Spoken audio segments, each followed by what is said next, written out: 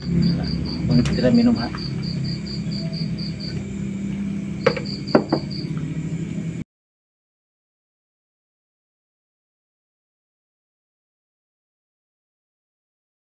Assalamualaikum warahmatullahi wabarakatuh. Jumpa lagi dengan saya Hidayat Bonsai. Saat ini saya ingin berbagi tips terutama yang terkait tentang bagaimana kiat sukses menjual bonsai terutama di pasar lokal.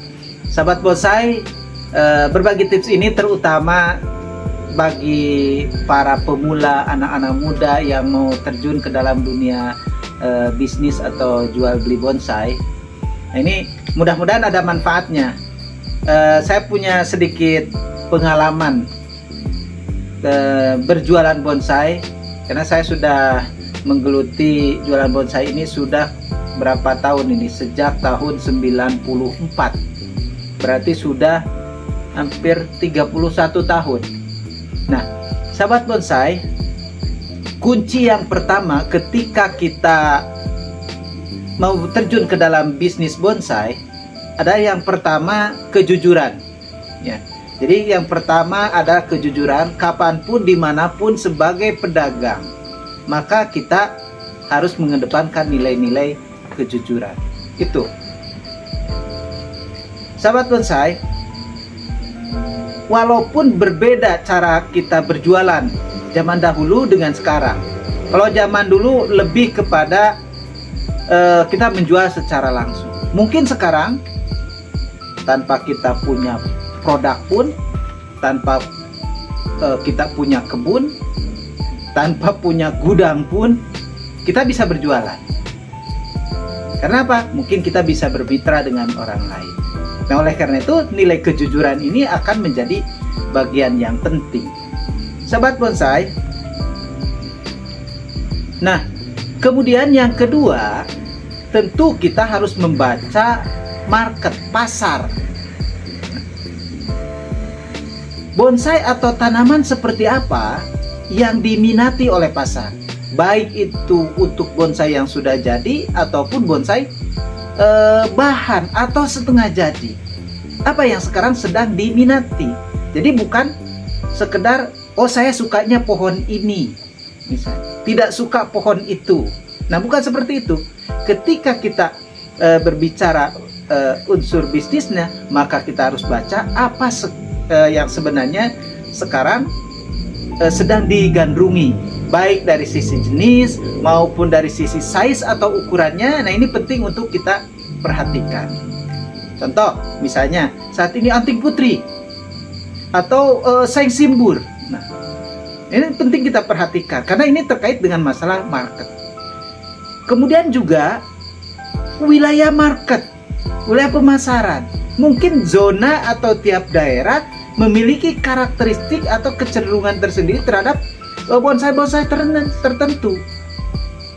Misalnya untuk daerah dingin, mungkin kalau anting putri marketnya kurang bagus, maka marketnya lebih kepada daerah-daerah yang tempat panas. Demikian pula untuk misalnya untuk SS atau saing simbur. Nah, ini hanya sebagai ilustrasi atau contoh saja. Jadi yang pertama adalah kejujuran. Yang kedua, kita bisa membangun kemitraan, ya, tanpa harus punya barang, tanpa harus punya kebun. Yang penting kita bermitra. Yang ketiga, yaitu kita bisa membaca apa yang dibutuhkan oleh pasar. Sahabat bonsai, yang selanjutnya tentu tadi sebagaimana disebutkan, ini penting, yaitu tentang spesifikasi daripada tanaman yang diminati oleh pasar, ya. Kemudian itu yang keempat, ya. Jadi tanaman apa yang diminati oleh pasar. Kemudian yang selanjutnya spesifikasinya tentu harus sesuai dengan komitmennya. Jadi jangan sampai misalnya kalau ketika kita menjelaskan, oh ini pohonnya seperti ini, tetapi yang datang seperti ini. Nah, jelas ini sama saja dengan pedagang itu bunuh diri, ya. Sebab tidak sesuai dengan spesifikasi yang dijanjikan atau dijelaskan. Dan ini sering terjadi. di kalangan para pedagang yang mengambil cara langkah yang sifatnya keuntungan yang sifatnya temporer atau keuntungan yang sifatnya pragmatis. Dia ingin cepat mendapatkan hasil tetapi tidak mengedepankan kejujuran. Bahkan tidak sedikit juga ada yang barangnya tidak sampai. Nah ini oleh karena itu penting yang terkait dengan spesifikasi ini dan menjadi sebuah komitmen agar bisa menjadi pedagang yang sukses. Sahabat bonsai, intinya bagaimanapun juga, dimanapun kita juga, bukan hanya sekedar di pasar lokal, di pasar manapun tentu prinsip-prinsip ini ada merupakan bagian yang sangat penting agar kita menjadi pedagang bonsai atau penjual bonsai yang sukses. Sedikit tips ya, mudah-mudahan ini bermanfaat, terutama para pemuda, anak-anak muda yang mau mulai berkarir dalam dunia jual beli bonsai. Karena mungkin kalau budidaya saya waktunya juga harus menunggu waktu yang cukup lama, kalau membeli juga harus perlu modal yang besar.